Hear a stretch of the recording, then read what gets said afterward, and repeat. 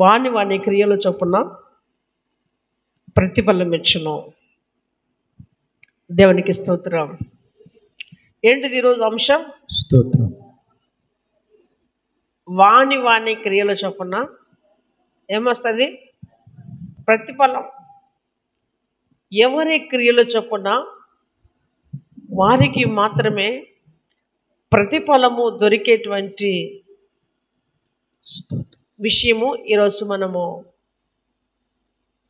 మనం ధ్యానం చేసుకోబోతున్నాము. దేవునికి స్తోత్రం.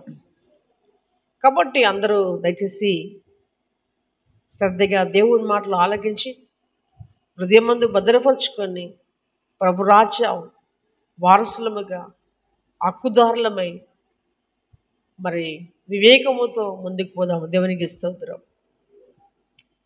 ప్రియమైన వాళ్ళరా, ప్రకటన గ్రంథంలో చూస్తే 3వ అధ్యాయము 15వ వచనంలో దేవుని వాక్య విరిగా సెలవిస్తుంది.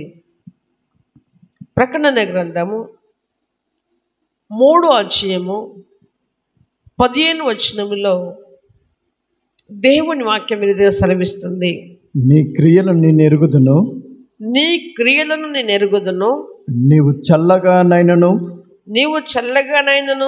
వెచ్చగానైనను లేవు, నీవు చల్లగానైనను వెచ్చగానైనను ఉండిన మేలు, నీవు వెచ్చగానైనను చల్లగానే ఉండక నులివెచ్చగా ఉన్నావు గనుక నేను నిన్ను నా నోట నుండి ఉమ్మివేయ ఉద్దేశించున్నాను. దేవునికి స్తోత్రం. మన క్రియలను ఎవరు ఎరిగినట? దేవుడు ఎరుగుతాడు. మన చర్య, మన పని, మన నడత దేవునికి ఎరుకైనదే. ఆయన కన్నులకు కనపడినటువంటి సృష్టం ఏది కూడా లేదు. ఆయన కన్నులకు సమస్తము తేటగా కనపడుచు ఉందని పరిశుద్ధ బైబిల్ గ్రంథము తేట తెల్ల పరుస్తుంది. క్రీస్తునందు ప్రియులరా,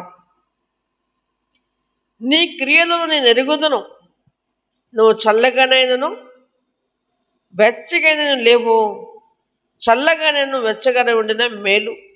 దేవునికి స్తోత్రం. చల్లగానైనను వెచ్చగా ఉండినదైతే మేలు. నులవెచ్చగా ఉన్నటువంటి భక్తి జీవితమే ప్రమాదకరము. క్రీస్తునందు ప్రియమైనటువంటి వాళ్ళరా, మనం చల్లగా ఉన్నవారమా, ఎచ్చగా ఉన్నవారమా, నిలువెచ్చగా ఉన్నవారమా? దేవునికి స్తోత్రం. ఈరోజు ఈ సమయంలో మనం 3 భాగాలు చూసుకుందాం. చల్లగా ఉన్న వన్నాలు చేయలేబెట్టాలి. బయట వాతావరణం చల్లగా ఉంది, చల్లగా ఉన్న వన్నాలు చేయలేబెట్టాలి, ఎవరు లేపరు. వెచ్చగా ఉన్న వన్నాలు చేయలేబెట్టాలి, వెచ్చగా. 1 2 3 4 అది కూడా భయమే. మళ్ళీ చేతి ఆపరు, సిగ్నల్ బండి పోయిందాక ఆపరు. 3 4 లేపారు, సరే మంచిది. నులివెచ్చగా ఉన్న చేయబట్టండి.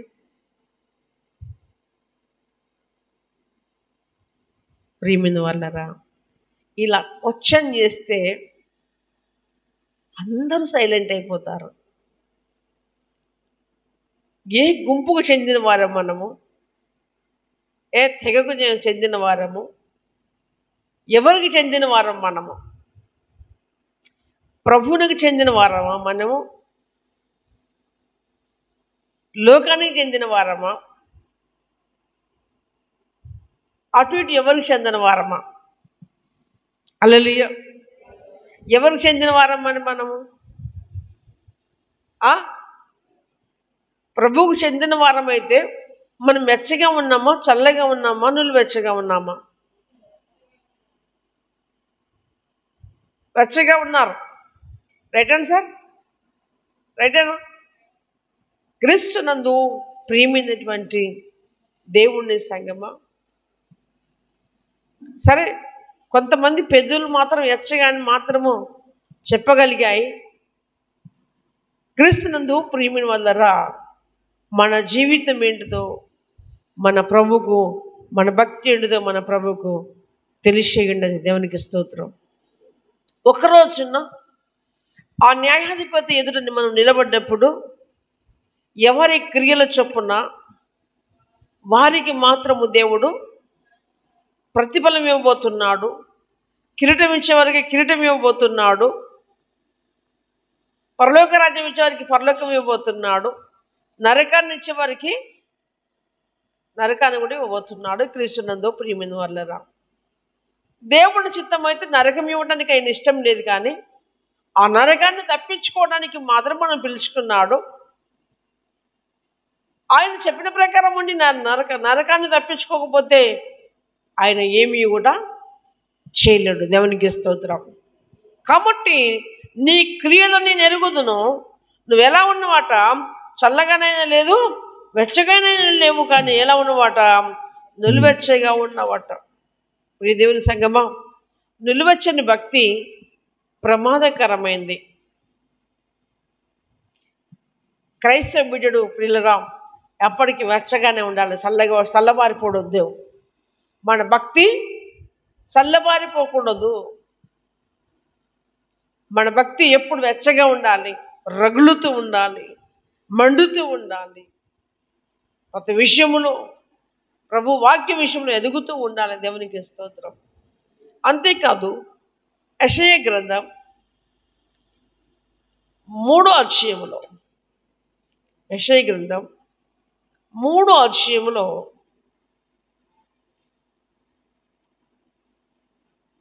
11వ వచనంలో చూస్తే దేవుని వాక్యం విరిగా సెలవిస్తుంది. దుష్టులకు శ్రమ, దుష్టులకు శ్రమ, వారి క్రియల ఫలము వారికి కలుగును. ఎవరికట? దుష్టులకు శ్రమ. దుష్టుడు ఎవడు? దుష్టుడు ఎవరయ్యా అంటే అపవాది సంబంధి దుష్టుడు. అపవాదిని దుష్టుడుగా పరిశుద్ధ గ్రంథము సంబోధిస్తుంది. ప్రభు అంటాడు హెజెకియెలు గ్రంథములో, దుష్టుడు ఏమాత్రం మరణము మందుల చేత నాకు సంతోషము లేదని హెజెకియెలు గ్రంథములో ఆ దుష్టులను మరణం నొందకుండా తప్పించుకొడుకు ఒక సేవకుని అక్కడ ఉంచి, నరపుత్రుడా నాకు ప్రతిగా నిన్ను వారికి ఇశ్రాయేలుకు కావలిగా ఉంచాను, వారికి బోధించమని చెప్పాడు. ప్రియమైనటువంటి వాళ్ళరా, దుష్టులు కూడా ప్రభురాజ్యంలోనికి రావాలని ప్రభు కోరుకుంటున్నాడు. దేవునికి స్తోత్రం. కీర్తన 1వ అధ్యాయంలో 1వ మాట అంటుంది, దుష్టుల ఆలోచన చొప్పున నడవద్దు. దుష్టుని ఆలోచన మొత్తము కేవలము ప్రభుకు విరోధమైనటువంటి మనసు, ప్రభుకు విరోధమైనటువంటి ఆలోచన మాత్రమే క్రీస్తునందు ప్రియమైన వాళ్ళలో, క్రీస్తునందు ప్రియమైనటువంటి వారలరా దేవునికి స్తోత్రం. కనుక ప్రియమైనటువంటి సంగమా, అందరము కూడా ఏమంటుంది దేవుని వాక్యం మీద? దుష్టులకు శ్రమ, వారి క్రియల ఫలము వారికి కలుగుతుంది. మనం చేసినటువంటి పనిని బట్టి మనకు ఫలము కలుగుతుంది. అది మేలే కానీ అది కీడే కానీ, మేలైతే మేలు ఫలం కలుగుతుంది, కీడైతే మనం కీడుగా నడుచుకుంటే కీడు ఫలం అనుభవిస్తాం. మన మేలుని బట్టి నడుచుకుంటే మేలు ఫలము అనుభవిస్తాము. క్రీస్తునందు ప్రియమైనటువంటి వాళ్ళరా, యోహాను సువార్తలో 3వ అధ్యాయం, యోహాను సువార్త 3:19 దేవుని వాక్యం మీదుగా సెలవిస్తుంది. యోహాను సువార్త 3:19 దేవుని వాక్యం మీదుగా సెలవిస్తుంది. ఆ తీర్పు ఇదే, ఆ తీర్పు ఇదే. అర్థం కావట్లేదు. ఆ తీర్పు ఇదే. ఆ తీర్పు ఇదే. వెలుగు లోకములోనికి వచ్చెను గాని వెలుగు లోకములోనికి వచ్చెను కానీ తమ క్రియలు చెడ్డవైనందున మనుషులు వెలుగును ప్రేమింపక చీకటినే ప్రేమించిరి. ఏమొచ్చిందట? వెలుగు ఎక్కడికి వచ్చిందట? లోకములోనికి వచ్చింది. వెలుగు ఎక్కడుంది ప్రియులరా? లోకములో ఉంది. కానీ ప్రజలు ఏం చేస్తున్నారట? వచ్చని కానీ తమ క్రియలు చెడ్డవైనందున వెలుగును చూడట్లేరు ప్రజలు. ఈరోజు భక్తులు కూడా ప్రభువాక్య నిమిత్తం శ్రమ వచ్చినప్పుడు, ప్రభువాక్యం వారిని గద్దించినప్పుడు సరిచేసుకోవడానికి బదులుగా అపార్థము చేసుకునేవారు చాలా మంది ఉన్నారు. క్రీస్తునందు ప్రియమైనటువంటి వాళ్ళు.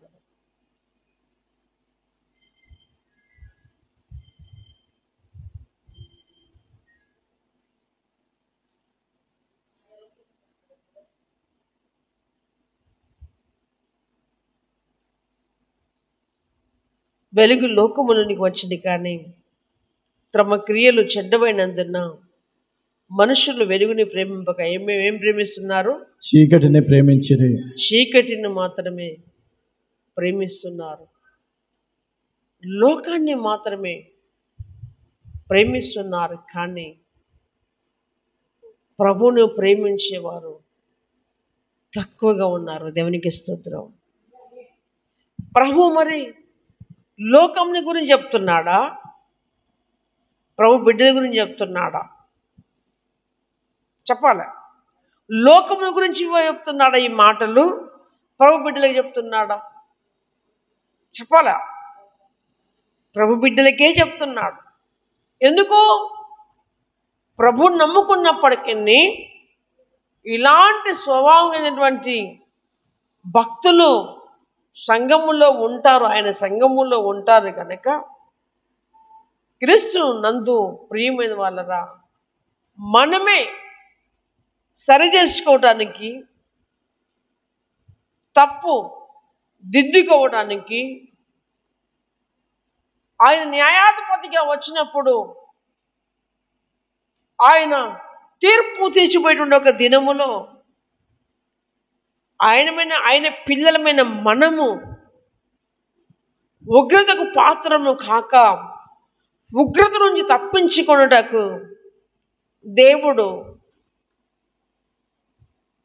సేవకులు నిలబెట్టుకొని బూరలు ఊదిస్తూ వాక్యం చేత హెచ్చరింపు చేస్తున్నాడు. చప్పట్లు కొట్టి దేవుని నామములో పలుకు. ఈ బూర శబ్దం విని, ఈ వాక్కు ఈ చెవితో విని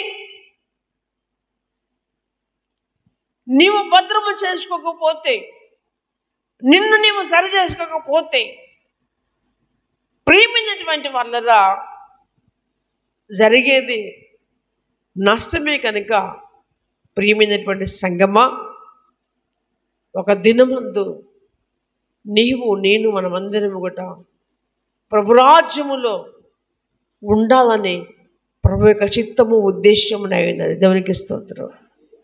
అంతేకాదు, ప్రసంగి గ్రంథం 12వ అధ్యాయములో 4వ వచనములో దేవుని వాక్యం సెలవిస్తుంది. ప్రసంగి గ్రంథం 12వ అధ్యాయము 4వ వచనంలో దేవుని వాక్యం సెలవిస్తుంది. తిరుగటి రాళ్ల ధ్వని తగ్గిపోవును. 12లో సార్ 14, 12లో 14. గూఢమైన ప్రతి అంశమును గురించి ఏదట? గూఢమైనటువంటి ప్రతి అంశం. గూఢమైందంటే అది ఎంత కష్ట పరిస్థితిలో మరుగు చేయబడ్డా, ఎవరికి దొరకకుండా తప్పిదం చేసినా, ఎన్ని రకాలుగా ఏం చేసినా దేవుడు ఏం చేస్తాడట, గూఢమైన ప్రతి అంశమును గురించి దేవుడు విమర్శన చేయనప్పుడు ఆయన ప్రతి క్రియను అది మంచిదే గాని చెడ్డదే గాని తీర్పులోనికి తీసుకొస్తాడు. గూఢమైన ప్రతి అంశం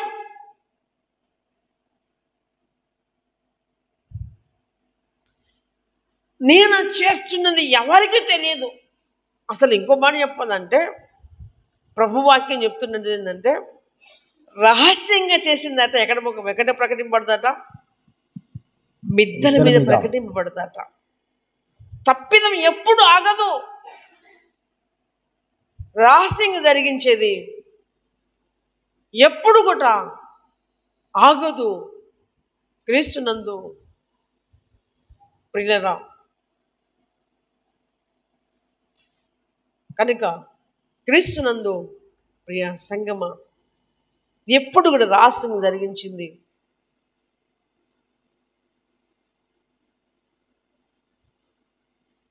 ఎప్పుడు కూడా బయటకు వస్తుంది. క్రీస్తునందు ప్రియ సంగమ,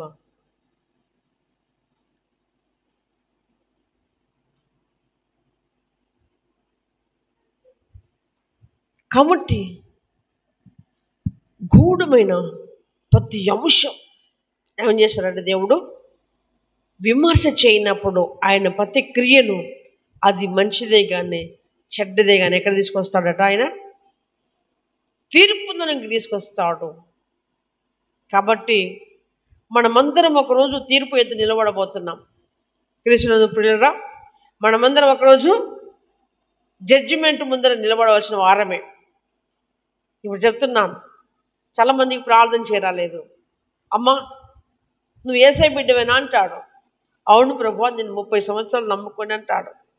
చెప్తాం మనం కదా, మా ఊళ్ళో ఎవరు నమ్ముకున్నప్పుడు నేను నమ్ముకున్న ప్రభువా అంటాడు. అమ్మ ఒక చిన్న పాట పాడవా, లేకపోతే ఒక చిన్న ప్రార్థన చేయవా అమ్మ అంటాడు. లేకపోతే అయ్యా అంటాడు. అప్పుడు ఏం చేస్తుంది, ప్రభు నాకు రాదంటే ఇక్కడ పాస్టర్ ముందు ఏదైనా జరుగుతుందండి. పాస్టర్ ముందు ఏదైనా జరుగుతుంది, కానీ ప్రభు ముందు కొంచెం మనం కేర్ఫుల్గా ఉండాలి. దేవునికి స్తోత్రం.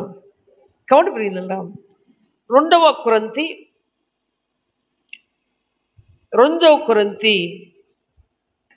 5వ అధ్యాయము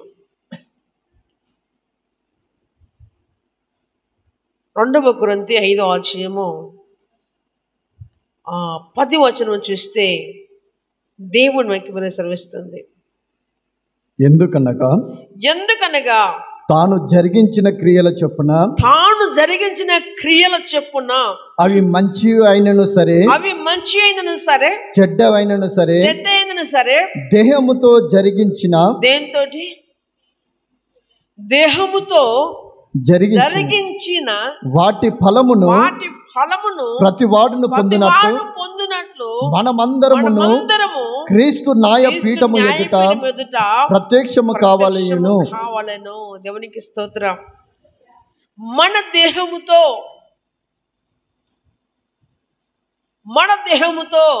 ఎవరి గురించి చెప్తున్నాడు? ప్రభు బిడ్డలమైన మనతోనే చెప్తున్నాడు. ప్రభుని నమ్ముకున్నాం, పాప క్షమాపణ నిమిత్తం మారుమనసు పొంది బాప్తిసం తీసుకున్నాం. మన దేహంతో జరిగించేటువంటి క్రియలు చేస్తున్నవారు లేకపోలేదు. చేయకపోతే మీరు ధన్యులే. దేవునికి స్తోత్రం. హల్లెలూయా. మన దేహంతో ఏం చేస్తున్నామాట? జరిగిస్తున్నాం. ఈరోజు ప్రభుని నమ్ముకుంటాడు, సాటుకు పోయి 90 వేస్తాడు. ప్రభుని నమ్ముకొని రక్షణ పొందిన వాళ్ళు గుట్టుకాలు తింటే వాళ్ళు లేరా? సర్నో ఉన్నారా లేదా? అంబర్లు తింటే వాళ్ళు లేరా? ఉన్నారా లేదా? మందు తాగటం లేరా? ఉన్నారా లేదా? వ్యభిచారం చేసేవారు లేరంటారా? ఉన్నారు. ఉంటారు కాబట్టి ఈ వాక్యం బైబిల్లో ఉంది. దేవునికి స్తోత్రం. దేన్ని బట్టి? ఉంటారు కాబట్టి ఈ వాక్యము దేవుడు బైబిల్ గ్రంథంలో లిఖించాడు. ఒక రోజు నా బిడ్డలు ఏ మాట చెప్తారన్నా కూడా మారుతారేమని ప్రభు ఈరోజు మన ఎక్కువ మాట్లాడుతున్నాడు. చప్పట్లు కొట్టి దేవుని నామమున మెప్పుదాం. ఈ దేహముతో జరిగించింది, అది మంచిదైనా అది చెడ్డదైనా, ఈ దేహంతో జరిగించిన క్రియల చొప్పున ప్రతి వాడు ఒకరోజు మూల్యము చెల్లించవలసిందే. అయ్యో మరి నేను ఇదివరకు ఎన్నో తప్పిదములు చేసినంటే, రక్షణ పొందక ముందు, బాప్తిజం తీసుకోక ముందు 100% తప్పులు చేసిన నా ప్రభు, మన ప్రభు మన పాపములని క్షమించేశాడు. దేవునికి స్తోత్రం.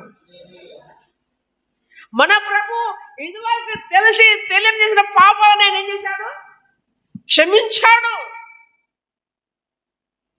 ఆయన పాపిని ప్రేమించే దేవుడు, పాపాన్ని ద్వేషించే దేవుడు. దేవునికి స్తోత్రం. కాబట్టి క్రీస్తునందు ప్రియ సంగమ మీరు ధన్యులు. దేవునికి స్తోత్రం. ఎందుకంటే ఈ చక్కటి వార్డు ఈరోజు మనం వినగలుగుతున్నాము. దేవునికి స్తోత్రం కదా. ఇంత చక్కని వార్డు ఈరోజు మనము వినగలుగుతున్నాము కనుక మనం భద్రం చేసుకోవడానికి ప్రయత్నం చేయాలి. దేవునికి స్తోత్రం. కాబట్టి ప్రియరా ఏమంటున్నది? ఎందుకనగా తాను జరిగించిన క్రియల చొప్పున అవి మంచి అయినా సరే, ఓకే మంచి అయితే డోంట్ కేర్, భయపడ అవసరమే లేదు. ఇంకా చెడ్డ అయితే సరే, ఇక చెడ్డ అయితే ఇక భయపడడానికి భయమే ఉంటుంది.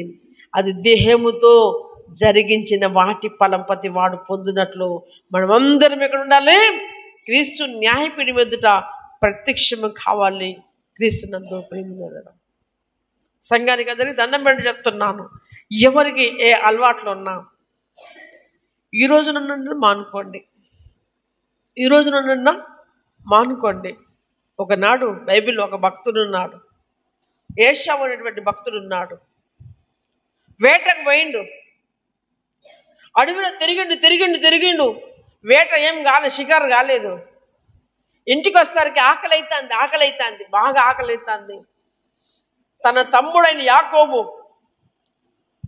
కూర వండుతాడు. కూర ఇంటికి వచ్చేసరికి చూస్తే భూమి ఉన్నది కానీ ఏం లేదు, కూర లేదు. అటు తమ్ముడేమో కూర వండుతాడు,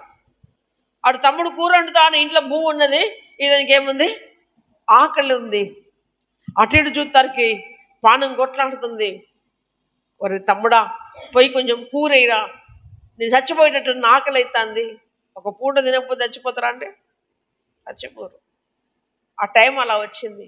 నేను చచ్చిపోయేటట్టున్న తమ్ముడా, నా కొద్దిలో కూర అంటే తమ్ముడు చిన్నోడేం కాదు, నీ జ్యేష్ఠత్వం ఇస్తే నేను కూరేస్తా అన్నాడు. ఊరు నాయన, నేను చచ్చిపోయేటట్టున్నా, నా జ్యేష్ఠత్వం ఎవరికి కావాలంటే నేను చచ్చిపోయినాం కానీ తీసుకురా తమ్ముడు అని చెప్పేశాడు. ఓన్లీ ఒక చిక్కుడుకాయల కూరకు. ఏ కూర? మటన్ కాదు, చికెన్ కాదు, ఏది కూడా కాదు. దేని కొరకు?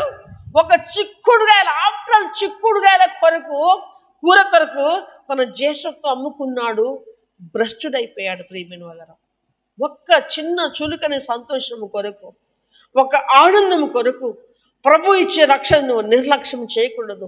ప్రభుతో నిత్యము ఆయన రాజ్యములో స్తుతిస్తూ ఆరాధిస్తున్నటువంటి జీవితమును దేవుడు నీ బ్రతుకులో పెట్టాలని చూస్తూ ఉంటే నీ బ్రతుకు మారకుండా దేహముతో అనేక హేయమైన కార్యాలు చేయటకు దుష్టత్వము కలిగినటువంటి వారముగా సాతాను క్రియలను మన భక్తుల జీవితంలో జరిగిస్తున్నారు. ప్రియమైనటువంటి వాళ్ళరా, మనల్ని మనం సరి చేసుకుందాం. దేవునికి స్తోత్రం. కాసుకోవాలి. ఏం చేయాలి?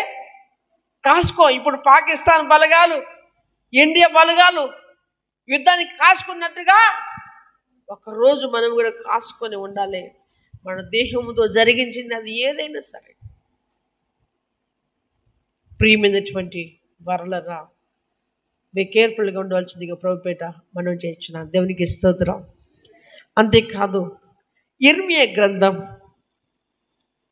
32వ అధ్యాయములో, యిర్మీయా గ్రంథం 32వ అధ్యాయములో 19వ వచనం చూస్తే దేవుని వాక్య విరోధులు వస్తుంది. ఆలోచన విషయంలో నీవు గొప్పవాడవు, ఆలోచన విషయములో నీవు గొప్పవాడవు, క్రియలు జరిగించి విషయములో శక్తి సంపన్నుడవు, వారి ప్రవర్తన ఫలమును బట్టి, వారి క్రియల ఫలమును బట్టి అందరికి ప్రతిఫలం ఇచ్చుటకై నరపుత్రుల మార్గములన్నింటినీ నీవు కనులారా చూచుచున్నావు. ఏం చెప్తున్నాడట? ఏమంటున్నది? ఆలోచన విషయంలో దేవుడు చాలా గొప్పవాడు. దేవునికి స్తోత్రం. ఏ విషయంలో? ఆలోచన విషయంలో దేవుడు చాలా గొప్పవాడు. క్రియలు జరిగించే విషయంలో ఆయన శక్తి సంపన్నుడు. దేవునికి స్తోత్రం. ఆలోచన విషయంలో ఆయన గొప్పవాడు, క్రియలు జరిగించే విషయంలో ఆయన శక్తి సంపన్నుడు. అయితే ఏమంటున్నది దేవుని వాక్యము? వారి ప్రవర్తనలను బట్టి, ప్రవర్తనలను బట్టి, వారి క్రియలను బట్టి అందరికి ప్రతిఫలం ఇచ్చుటకై నరపుత్రులను మార్గమున నీ కాలు ఎక్కడ నడుస్తుంది, నువ్వు ఏ మార్గం ఎంచుకుంటున్నావు, ఏ ఆలోచన చేస్తున్నావు, ఎటు పోదాం అనుకుంటున్నావు, ఏం చేద్దాం అనుకుంటున్నావు, ఎప్పుడు తెలుస్తాయి ఇవన్నీ ప్రభు అంటే లోపల ప్లాన్ వేస్తే అప్పుడే తెలుస్తాయండి. దేవునికి స్తోత్రం. ఎక్కడ? లోపల ప్లాన్ వేస్తే అప్పుడే తెలుస్తాయి. ఇప్పుడు మన హైదరాబాదులో ఒక ఐటెం తయారవుతుందట. దేవునికి స్తోత్రం. ఏ ఐటెం? హైదరాబాద్ నొక్కితే పోయి పాకిస్తాన్లో పడుతుందట బాంబు. ఎక్కడ? హైదరాబాద్ నొక్కితే పాకిస్తాన్లో పడేటువంటి తయారవుతున్నాయట. దేవునికి స్తోత్రం. అంటే ఇప్పుడు పాకిస్తాన్ యుద్ధం ఉంది కాబట్టి అట్లా అంటున్నాను. అలాంటి మన హైదరాబాద్ సిటీలో తయారు చేయబడుతున్న దేవునికి స్తోత్రం. అంటే ఒక మనుషుడు ఇటునండి, ఒక మనుషుడు దేవుడు ఇచ్చిన జ్ఞానం, వివేచన, ఆలోచన చేసి ఒక బాంబును మన తెలంగాణలో నుంచి వేరే దేశంలో వేసేటువంటి సత్తగలిగినటువంటి మనుషుడుండగా సృష్టించినటువంటి సృష్టికర్త, సృష్టించినటువంటి సృష్టికర్త నీ హృదయంలో ఏమి ప్లాన్ వేసుకుంటున్నావో ఆయనకి తెలియదా? నీ హృదయ రహస్యాలు, హృదయ తలంపులు ఆయనకు తెలియదా? తెలిసే దేవునికి స్తోత్రం. తెలుసా తెలియదా? తెలిసే క్రీస్తునందు ప్రియమైనటువంటి వారందరా ఆయన ఏమంటున్నాడు? నరుల మార్గం అంతటి ఏం చేస్తున్నాడు ఆయన? ఏం చేస్తున్నాడండి? కన్నులారా చూచుచున్నా. కన్నులారా ఇట్లా కాదు, కన్నులారా చూచుచున్నాడు. దేవునికి స్తోత్రం. హల్లెలూయా. ఆయన దృష్టిలో మనం పడకూడదు. ఆయన కరుణగల చూపుల కింద మనం పడాలి, కానీ ఆయన దృష్టిలో చెడ్డ కార్యములు చేసేవారమే మనము పడకూడదు. ఎవరు చూస్తలేదని తప్పిదము మన దేహాలతో ఎవరు జరిగించకూడదు. ప్రియమైన వారలారా, దేవుడు అంత కరుణ సంపన్నుడైంది మన కొరకు భూలోకమునకు వచ్చి ప్రాణాన్ని త్యాగం చేసి లేచి అహోరణుడిగా మన మధ్యలోకి వచ్చి క్రియాసంపన్నుడై ఉండి మనకెన్నో అద్భుతకరమైన మేళ్ళు జరిగిస్తూ అడిగిందల్లా ఇస్తూ ఎన్ని చేస్తే లోకం కావాలి, లోకములోని ప్రేమ కావాలి, లోకములో సంతోషం కావాలి, లోకములో జలసాలు కావాలి. అయ్యో దేవుడా, పరలోకములో ఉన్న సంతోషం చూస్తే ఆ రోజు కొట్టుకుంటాం మనం. హల్లెలూయా. కాబట్టి మత్తయి సువార్త 10వ అధ్యాయం, మత్తయి సువార్త 16వ అధ్యాయంలో చూసినట్లయితే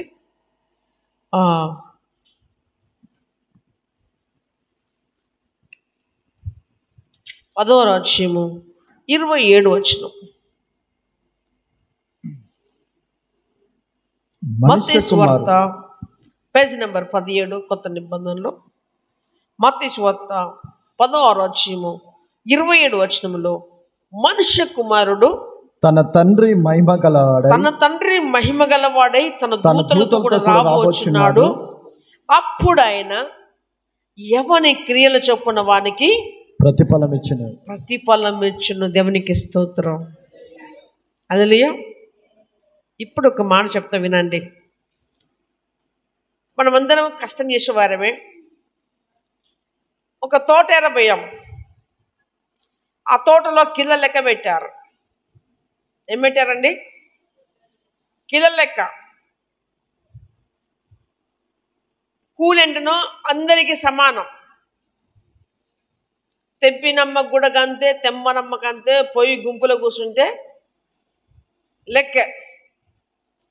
పిరికటి తెంపేసిన లెక్కే, గంపడి తెంపేసిన లెక్కే. కిలో లెక్కలకు వచ్చినప్పుడు మాత్రము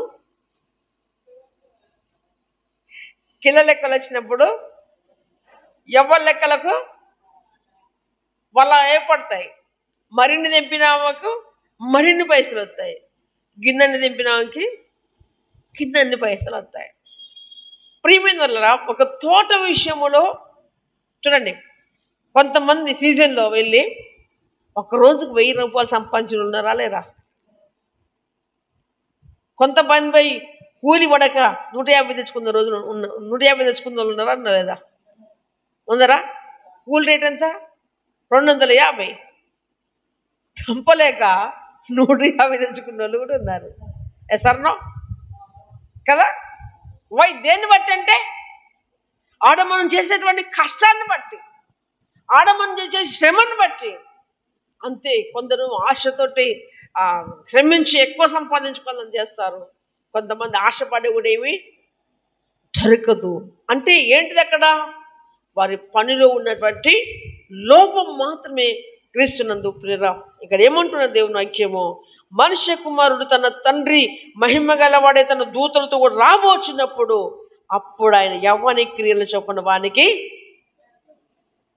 ఆ రోజు మాత్రం ప్రియరా, ఎవరి క్రియలు చొప్పున వారికి ప్రతిఫలము దొరికే ఛాన్స్ ఉన్నదని దేవుడు సెలవిస్తున్నాడు. కనుక ప్రియమైనటువంటి సంగమ, మన క్రియలు దేవుని ఎదుట సరైనగా కనపడినట్లుగా మన భక్తి జీవితాన్ని మనము ముందుకు కొనసాగించుకుందాము.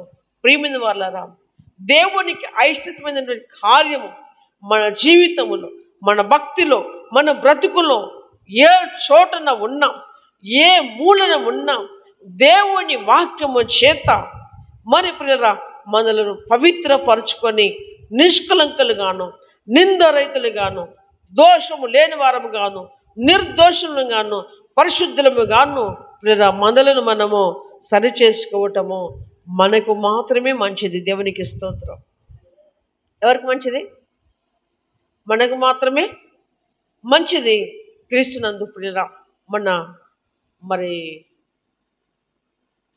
పాకిస్తాన్ నుంచి ఉగ్రవాదులు వచ్చి కాశ్మీర్లో, ఇండియాలో ఉన్న మరి ప్రజలను, అన్యం పుణ్యమైన ప్రజలను కాల్చివేశారు. ఊకున్నారా?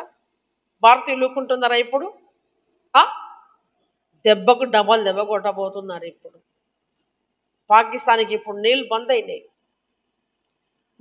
అయినాయి. రవాణా రోడ్డు బ్రేక్ అయిపోయింది. పలు విధములుగా పాకిస్తాన్కి టాయిలెట్ పడబోతుంది. ఇప్పుడు మనం ఇండియా తలుచుకున్నది. చాలాసార్లు పాకిస్తాన్లు భారతదేశాన్ని గెలికారు, కానీ అలాగనే సరిదిద్దుకున్నారు. ఇప్పుడు అన్ని దేశాల ప్రధానమంత్రులు అందరూ మాట్లాడుకుంటారు. ఏ దేశం మీద యుద్ధం వచ్చినా మాట్లాడుకుంటారు. ఇది కరెక్ట్ కాదు, ఇది కరెక్ట్ కాదని మాట్లాడుకుంటారు. ఒక తీర్మానం వస్తుంది. ప్రధానులు అందరూ కూడా, ప్రపంచంలో ఉన్న ఆల్ దేశంలో ఉన్న ప్రధానులందరూ కూడా మాట్లాడుకుంటారు. కానీ ఇప్పుడు ఏ ప్రధాని మాట్లాడినా, ఎవరు మాట్లాడినా పూకుండేది లేదు. కుజ్బినై దోనై. ఇన్నిసార్లు మేము ఛాన్స్ ఇచ్చాము, ఇప్పుడు కాక మేము మా సత్యందో చూపెట్టకపోతే ఒక్క తలకాయకు 10 తలకాయలు లేవాలి. ఇప్పుడు ఎన్ని తలకాయలండి? ఒక్క తలకాయకు 10 తలకాయలు లేవాల్సిందే. మా భారతీయుల రక్తం ఎక్కడైతే కాశ్మీర్లో దార కట్టి పోయిందో పాకిస్తాన్ రక్తము కూడా వారికి ప్రతిగా కారాలని అనేది భారత ఉద్దేశం. ప్రియమైనటువంటి వాళ్ళరా, అయితే నేను ఎందుకు చెప్తున్నానంటే ప్రియరా, ఒక్కరోజు ఏదైనా ప్రతిఫలం ఉంటుంది. మన క్రియలు చొప్పున మనకు ప్రతిఫలం ఉంటుందని దేవుని వాక్యం సెలవిస్తుంది. ప్రకటన గ్రంథం చివరిగా 22వ అధ్యాయములో 12వ వచనములో దేవుని వాక్యము ఇరుగా సెలవిస్తుంది. ఇదిగో త్వరగా వచ్చుచున్నాను. ఒక నిమిషం. ప్రకటన గ్రంథము 22వ అధ్యాయము చివరిలో ఉంటుంది బైబిల్ అండ్ ప్రకటన గ్రంథము 22వ అధ్యాయము 12వ వచనములో చూస్తే దేవుని వాక్యం ఇదిగా సెలవిస్తుంది. ఇదిగో త్వరగా వచ్చుచున్నాను. ఇదిగో త్వరగా వచ్చుచున్నాను. ఇదిగో త్వరగా వచ్చుచున్నాను. వాని వాని క్రియల చొప్పున ప్రతి వానికి ఇచ్చుటకు నేను సిద్ధపరిచిన జీతము నా యొద్ద ఉన్నది. చప్పట్లు కొట్టి దేవుని నామాన్ని మేపరండి. దేవుడు ఒక మాట చెప్పాడు, నా రాకడకు సూచనలు, నా రాకడకు గుర్తులు. దేశం మీదకి దేశం లేస్తుంది, రాజ్యం మీదకి రాజ్యము లేస్తుంది. అక్కడక్కడ భూకంపాలు కలుగుతాయి, కరువులు కలుగుతాయి, మనుషులు పొడుచుకుంటారు, కాల్చుకుంటారు. ఇవన్నీ కూడా దేనికి ప్రారంభం అంటే వేదనలకు ప్రారంభం అని దేవుని వాక్యం సెలవిచ్చింది. దేనికి ప్రారంభము? వేదనలకు ప్రారంభం. ఇవన్నీ ఒక మాట చెప్పన్నా, ఇదివరకు సరే అందరూ సినిమా చూసిన వాళ్ళమే. సినిమా హాల్లోకి పోయిన వాళ్ళు ఎంతమంది ఉన్నారు చెప్పండి? సినిమా హాల్కి పోయిన వాళ్ళు. ఇప్పుడు కాదు, అప్పుడు మనం నమ్ముకోక ముందు. సినిమా పడకముందు ఏం పడుతుంది? సినిమా పడకముందు ఏం పడుతుంది? న్యూస్ రీల్ పడుతుంది కదా. సినిమా కంటే ముందు న్యూస్ రూల్ పడుతుంది కదా. ఇప్పుడు మన సెల్లులో చూస్తే మనం అడ్వర్టైజ్ పడుతుంది. మనం ఏదైనా యూట్యూబ్ ఆన్ చేసిన వానికి ఏం ముందు పడుతుంది? అడ్వర్టైజ్ పడుతుంది. ఇప్పుడు ప్రభు రాకడికి ఇది ఒక అడ్వర్టైజ్. ప్రభు రాకడికి సమాజంలో సృష్టిలో జరుగుతున్నదంతా ఒక అడ్వర్టైజ్ మాత్రమే. ఆయన రాబోతున్నాడు. దేవునికి స్తోత్రం. ఆయన రాబోతున్నాడు. ఎవరు భయపడ అవసరం లేదు, ఎవరు చింతించే అవసరం లేదు. దేవునికి స్తోత్రం. ఆయన వస్తే తండ్రితో కూడా ఉంటాం. దేవునికి స్తోత్రం. ఆయన వస్తే